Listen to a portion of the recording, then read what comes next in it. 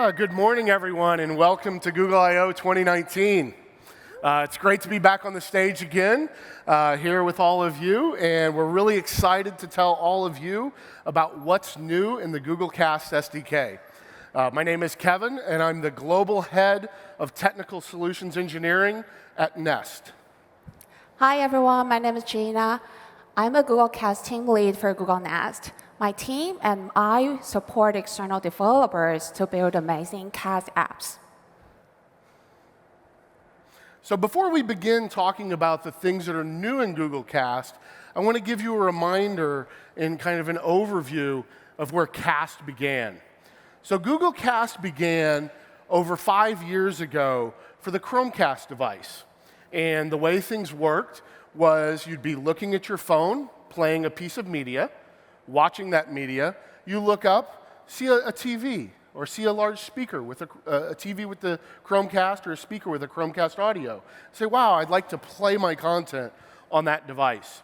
Then you look down at your phone, see the cast icon, press the cast icon, and magically cast that media up into your TV or large speaker. And this gives a great experience for the users where they could expand or cast what they have at their phone up into their large displays in their living room. This gave a really great experience for everyone, was very, very simple, and a lot of the things we're going to talk about grow on top of that. Cast has grown from the traditional Chromecast. The same code that you'll write works on the Google Home devices, the smart display devices, and continues to work on mobile. One of the nice things is the Google Assistant can also be used to tie it all together, using your voice and making your voice a sender in the Cast ecosystem. For those of you developers, Cast is a great platform because on this code that you'll write one time can be used on all of these different platforms in our ecosystem. And so you write that code once, and it runs on all these devices. Cast is a unique a unique technology that's actually based on Chromium. And so the Cast receiver that's running in the Chromecast or in the Google Home is actually Chromium, and it's a Chrome-based. And so for all the web developers out there, this is a very, very convenient, very simple to understand platform for developing your applications. Videos are played in an HTML5 video tag, an audio tag, CSS, and HTML are used for your theming and styling within your application. Last year, Chromecast celebrated its 5th birthday. Huge congratulations to everyone who's working on Cast with us throughout that time. Over the past 5 years, Cast playback has been continuous growing, and we have seen a 40% of year-over-year growth. Before we jump into the new features, let's quickly go through some commonly used Cast terminologies. Google Cast is the technology. Chromecast, Google Home, Google Nest Hub are devices that use Google Cast technology. A standard app is an app running on your mobile phone or laptop that connects to a Google Cast device, and your voice can be used as a sender to control the playback. A receiver is an HTML application running on a Google Cast device. Lastly, casting is the act of streaming a media on a Google Cast device. Now I want to talk about our newest framework called CAF, and it's the Cast Application Framework. But before I do that, I want to step back in history a little bit. And 6 years ago, when we first built an SDK for Chromecast, for Google Cast and Chromecast, when we built that SDK, we wanted to build something that was extremely flexible and would let you build any type of application, be it something for streaming media, such as video or audio, or be it a game or building dashboards. And this worked really great, and it allowed developers to experiment and build a lot of great things. But one of the things that we noticed was that it was extremely hard to build a media application. And so what we did a few years ago is we went out and built the Cast application framework, which had the goals of, rather than being a library that could be used like we previously had, making a framework that was fully designed with the intention of making it easy to build a media application. And that framework handles all the UI about playing and pausing, all the commands. It provides support for things like voice control with the Google Assistant out of the box with 0 lines of code additional. And so what I want to do is tell you some of the key fundamentals of CAF before we jump into it. When we went out to build CAF, we wanted to build something that was very simple, very, very simple for people building media applications, while at the same time not giving up on any of the flexibility. We wanted you not to have to write very many lines of code. We wanted default implementations that provided the behaviors that you need within a media application, while at the same time we wanted you to be able to style and theme that application so it feels like your own. And one of our main goals is that almost all of the code you write is logic code that's specific to your application. Things like handling authorization, authentication, making these decisions, has your user paid for their account? Does your user have access to play this particular content? Rather than dealing with things like seeking and scrubbing within the videos, or pausing, or showing metadata about what's currently playing. We wanted to make all that available for you with 0 lines of code. So before we jump into what's new, I want to give you an overview of how to write a very, very simple CAF receiver.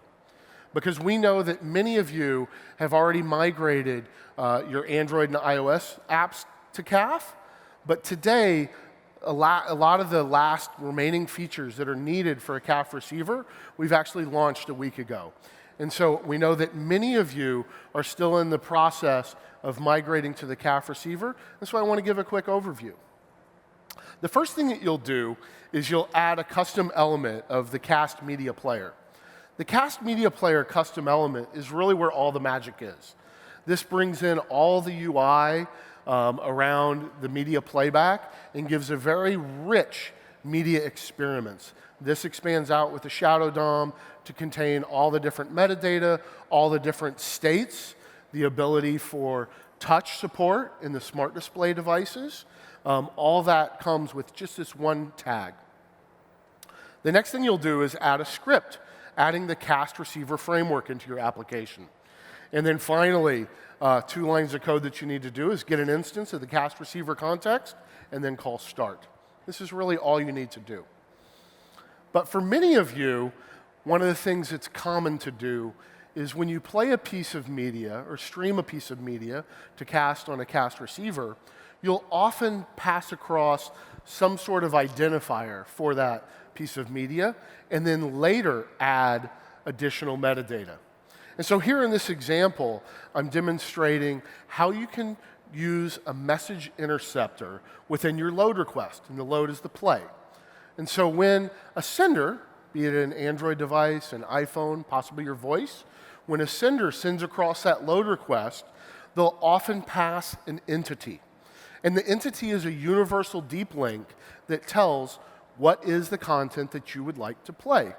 But it doesn't include additional things such as the cover art or the thumbnail, the duration, maybe the type of content that it is. Is it an audio content? Is it video content?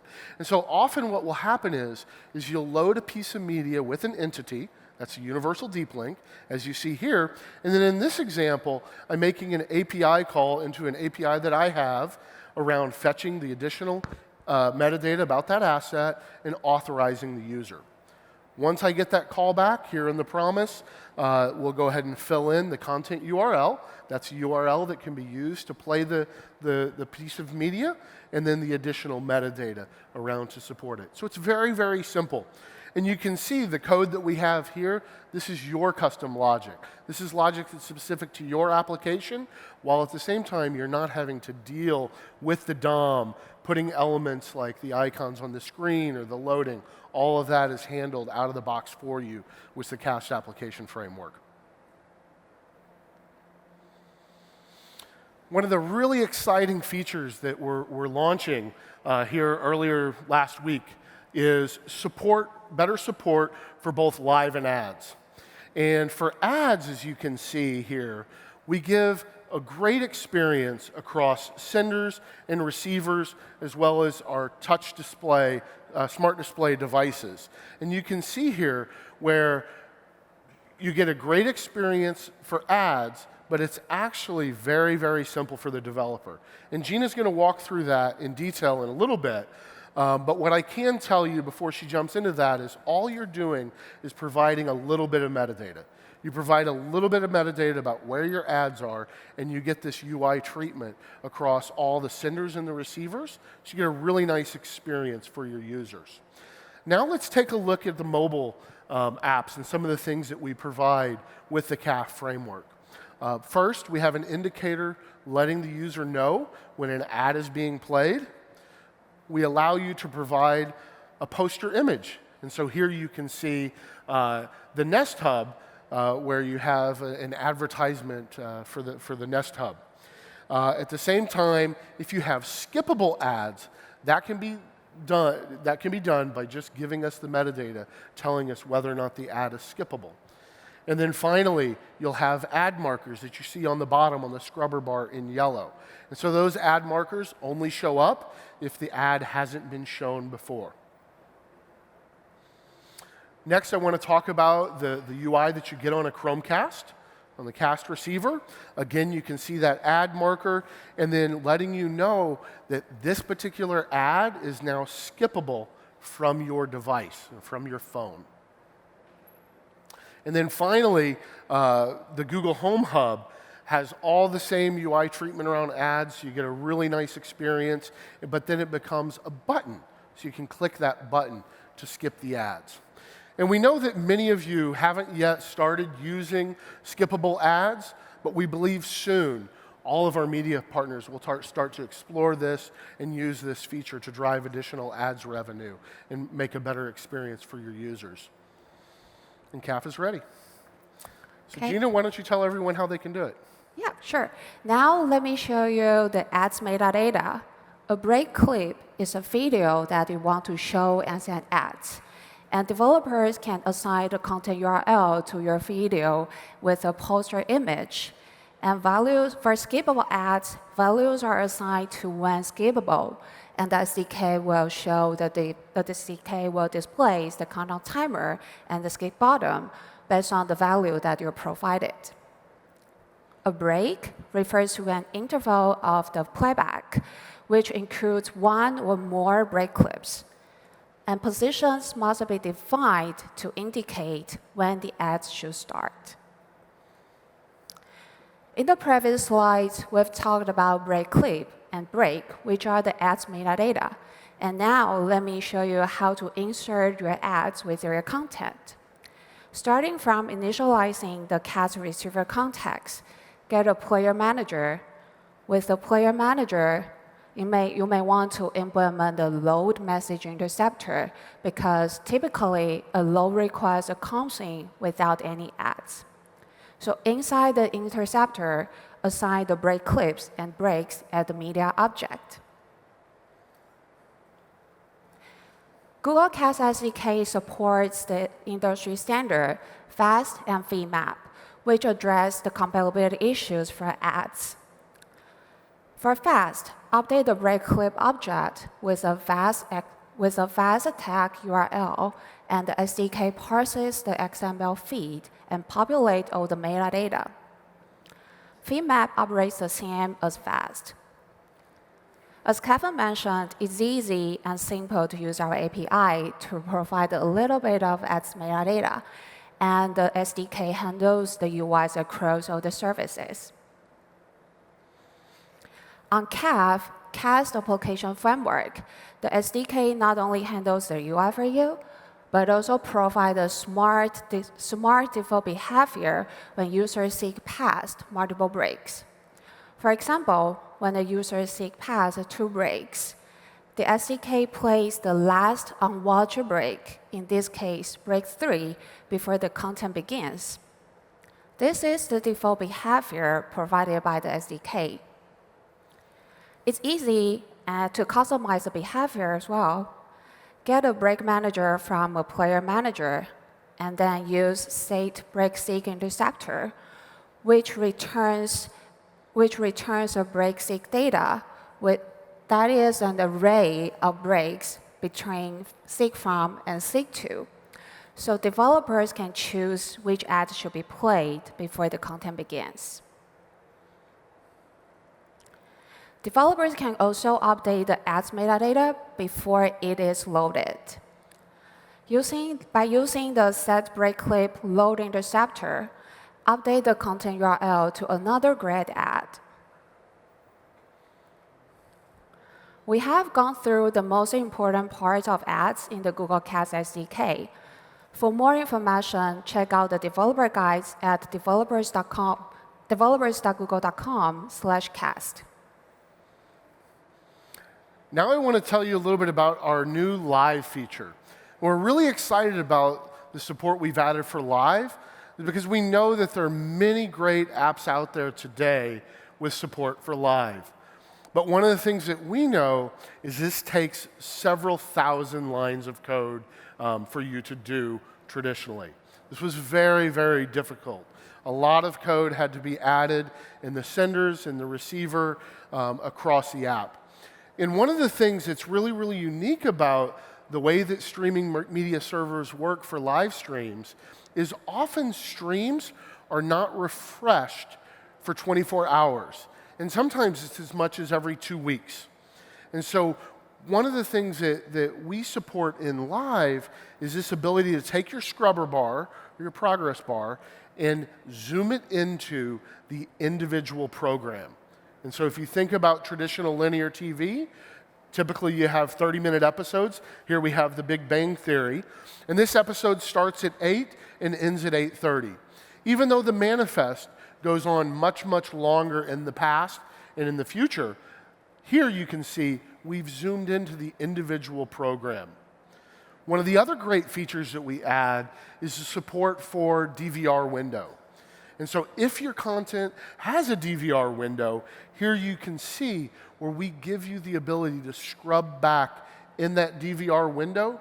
But if you have something like a sliding window DVR, we will constantly move that DVR window for you. We have support as well for the concepts like giving the ability to scrub from the position where the person began playback, or streams that are only live, that don't support any scrubbing whatsoever. So all of these are provided. It's very, very simple with just adding a little bit of metadata. And Gina's going to walk you through some of those details here in a minute. Now we'll look at mobile and the experience that we have for live. You can see at the top, we've changed to show the current episode. And so traditionally, this support for programs themselves is now part of CAF, so that rather than showing the entire stream, we're able to change that title from program to program for you automatically. We also show the duration, how long the program is, so that your users know. And then we have an indicator for live, letting them know if they are at the live point or not. And that's often a very, very useful thing for the users to know. And then finally, showing the progress within that DVR window, where you're at and how far back you can scrub. On the Chromecast, we've also done similar treatment where we have support for all the various metadata that you have on the senders. So here you can see the live point, the scrubber, the progress, where you're at in playback, and where everything is. As well as, like we've always had, the play and pause. And remember that, if you look at this, you'll see that the TV is currently in a pause state, so we have a pause icon. Now I'd like to show you the Google Home Hub. And before I jump into talking through some of the things we have for live, I want to point out that on the Home Hub, we're actually showing a play icon rather than a paused. That is because this is a clickable button, where on the TV, on the lean back experience, we're showing a pause because that is the state. Where on the Nest Home Hub, we're showing a play button because that is a clickable item. So there's a lot of great things you can support here with Live, show all the various metadata. It's very, very simple. And Gina will show you sort of just like ads, just giving us the metadata is all that you need to do. There's no real code. It's mostly just metadata that makes all of this possible. Okay, now let me show you how to insert the program guide for a long-running live stream. Get a queue manager from a player manager, and then in the load message interceptor, specify the stream type as live, and set container metadata. A container metadata can be used as a TV channel, which holds the title of the channel, image, and programs as sections. Let's take a look at how a section looks like. A section is a TV program, and that's called the first one as current show and the second one as next show. In this sample, the current show's title is The Big Bang Theory, and assign section start episode time as the start time of the TV show. Define the section duration as the duration of the TV show, which is 30 minutes in this case. Developers can provide as many shows as you can with our API. As Kevin mentioned, it's easy and simple to use our API to provide a little bit of live metadata, and the SDK handles the UIs across all the services. It automatically updates the title based on the program guides provided by the developers. Live has been launched in alpha, and we are adding more support as I speak. For more information, check out the developer guides at developers.google.com/cast. Now I want to go and talk to you about our new smart displays and the support that we're adding for smart displays. And as you can see here, smart displays have touch support. And so you can touch. And I'm going to talk to you both about customizing the buttons as well as the media browse, where you're browsing across different content that you're able to suggest and control for your users.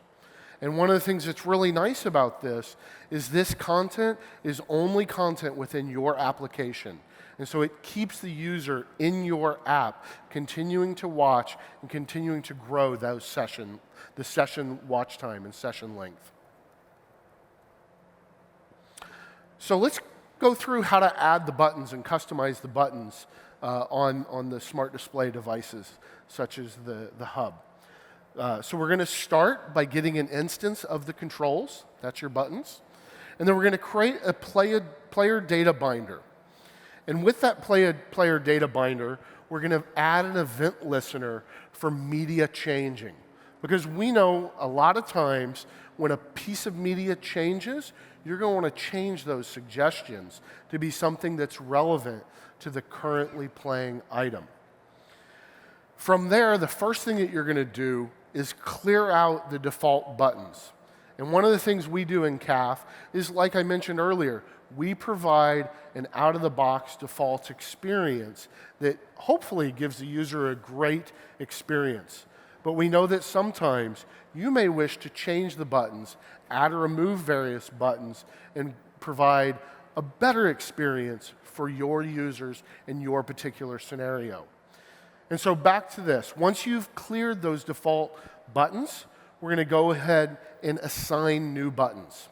And you can see here, I'm assigning into the primary slot number 1 a seek backwards by 30 seconds. And so if you look at the little diagram on the bottom right, you can see in the blue, those are the primary buttons. And those will tend to hug around the play pause button in the center.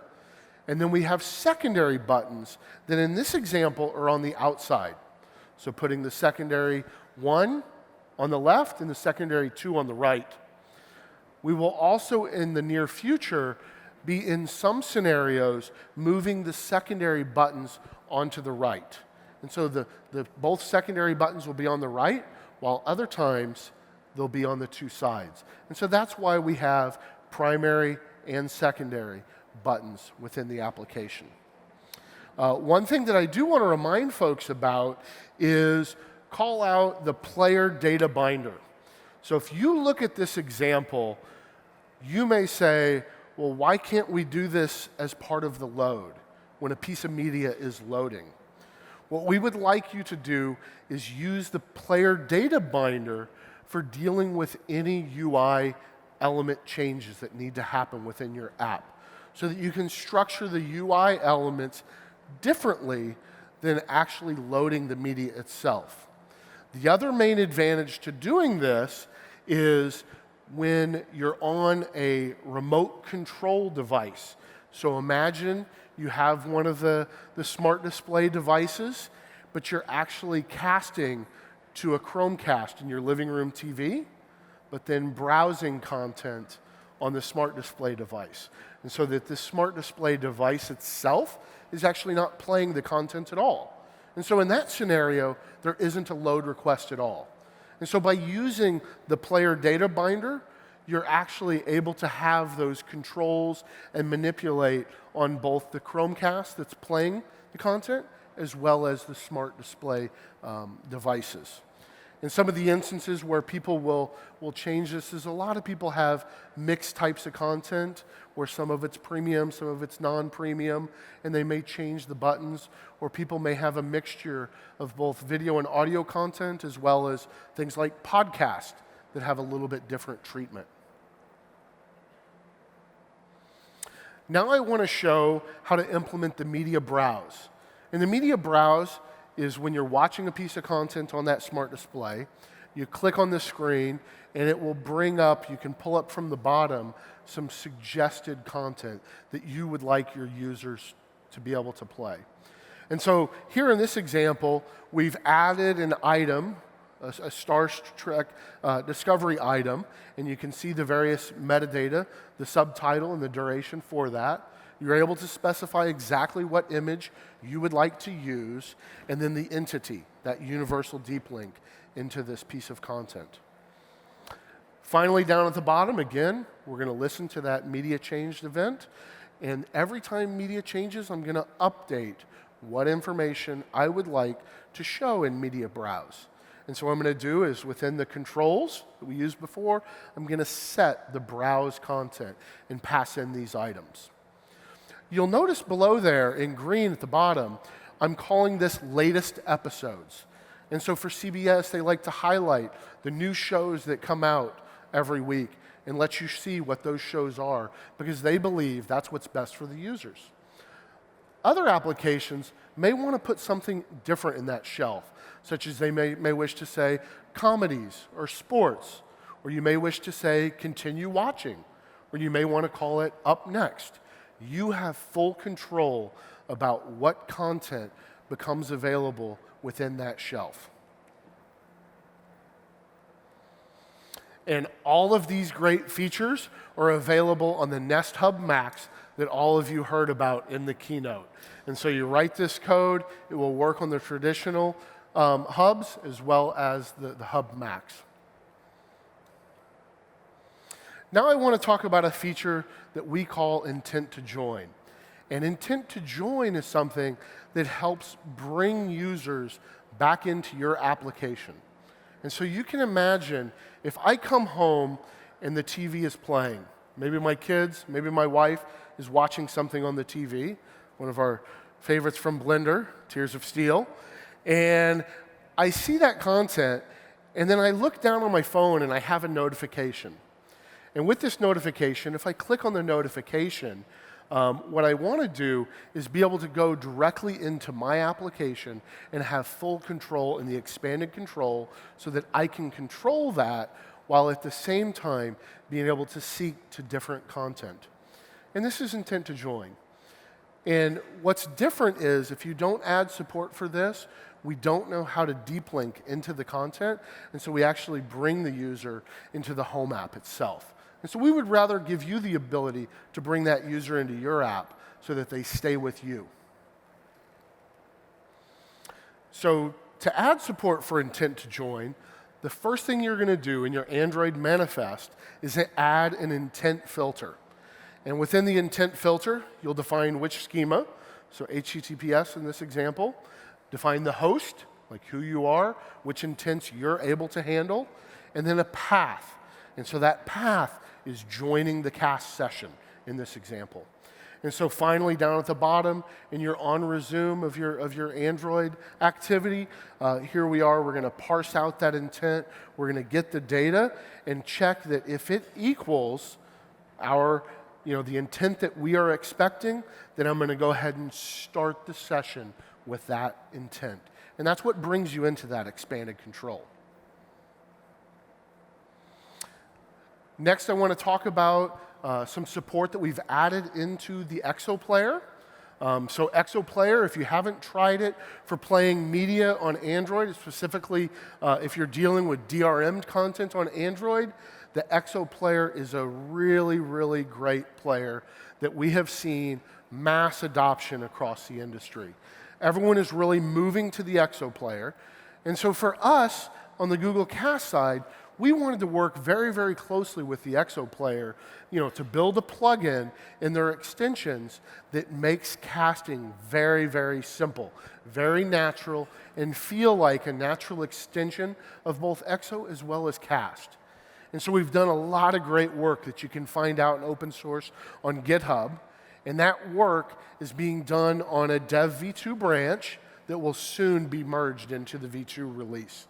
And so check it out if you haven't tried it. It's a really, really great plugin. They've been working and collaborating with us very, very closely. One of the things that we recently did within the SDK is tried to make senders and receivers be more coherent and more consistent. We wanted the API surfaces to feel natural across the two, and we wanted to make it easier for people sending data from a sender to be able to talk to the receiver team and debug issues. And so one of the things we've always had on the receiver is this notion of a load request data. And so what we've done is we've taken that load request, that's play, and we've made those same API structure available on the sender. And so here you can see we've got a media load request data with a builder. You provide the media information and then load that on your remote media client. Now I'm going to talk about some of the things that we've done for developers. We've made some changes for developers to make that experience much easier and much better for developers. And before I jump into some of the new stuff, I want to talk about some beta channel that we have available for the platform that many of you may not know about. One of the things that you can do, if you go to this link, you can actually register your device to get early builds of our platform. Because devices like Chromecast and Google Home are just like your Google Chrome browser, where they automatically update to the latest version. And this lets you get that new version a week or two before the rest of the public or your users gets it. So put your device in this channel, and then if you find any kind of issues, you have time to fix them, or reach out to us at Google in case the problem's on our side. Debugging within Chromecast and Google Cast is done with the Chrome Dev tools. And these are the best of breed dev tools out there that allow you as a web developer to be able to set breakpoints, inspect, look at memory, make real-time changes, and they're very, very powerful. But unfortunately, when using the remote dev tools, one of the issues that often happens is after a minute or two, we have leaks within the tools where you start to have issues that are unexpected. Things start failing that typically wouldn't fail. And also realize that you're working on, often, in the case of a Chromecast, very, very inexpensive hardware. And on that very inexpensive hardware, having the debugger attached is a very, very heavyweight thing that can cause issues. And so one of the things that I do want to remind everyone is that if you have the debugger attached and you're seeing issues, make sure that you're still seeing those issues even if the debugger isn't attached.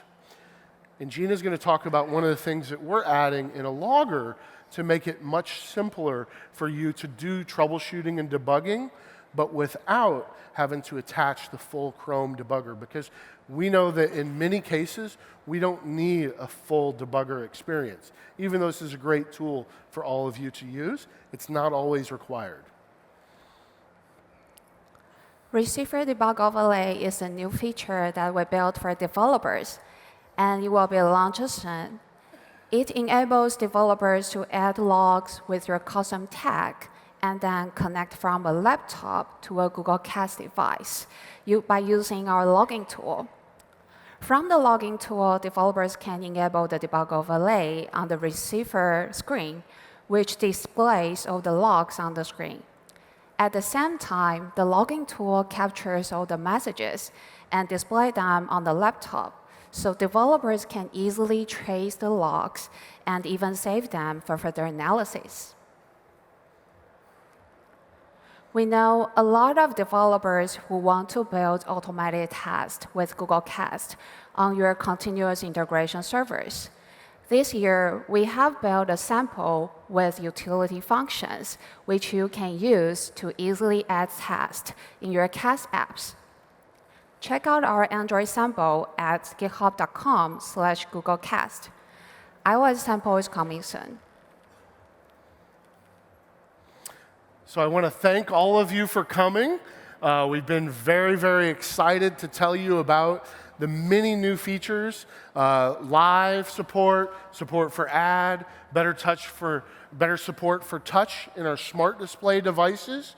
We're looking forward to seeing all the things that all of you will go out there and build. If you want to learn more about Google Cast, go to developersgoogle.com/cast. Check out our great examples on GitHub. And then we have a new Google group for making announcements. And so every time we release something new in the SDK, you can go and check out those announcements.